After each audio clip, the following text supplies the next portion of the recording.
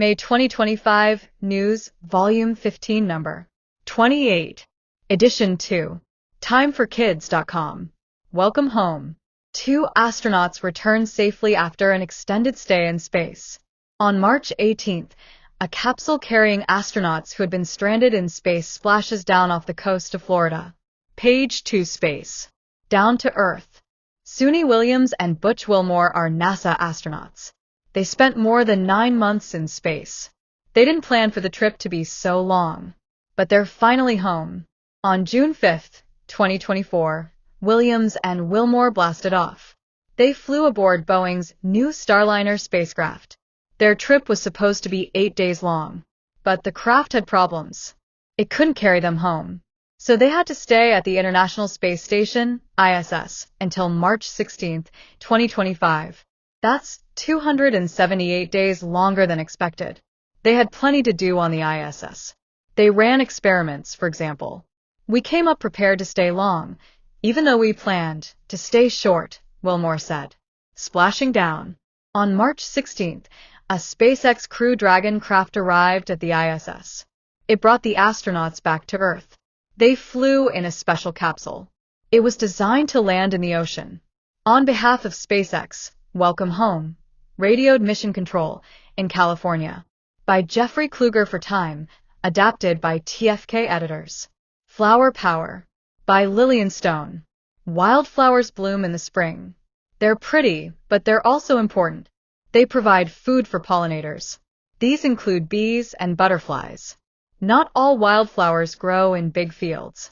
In the city, they might grow in small patches. Researchers had a question about these patches. Could they still help pollinators? They performed a study. It was published in November 2024. The study found that many different kinds of pollinators visit small wildflower patches. Barbara Zadel led the team.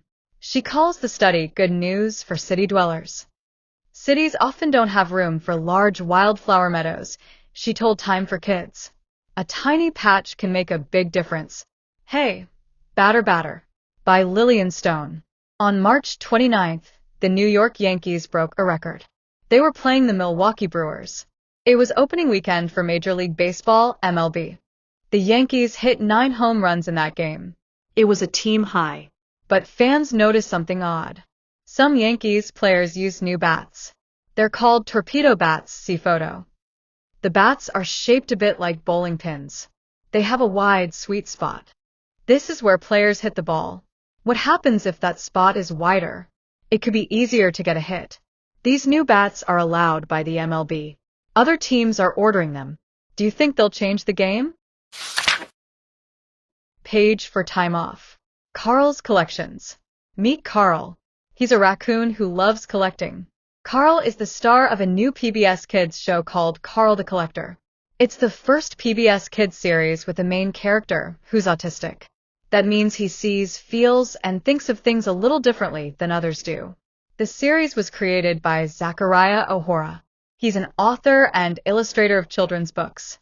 He hopes the program inspires kids to be supportive friends. Everyone should feel safe and appreciated, he told Time for Kids.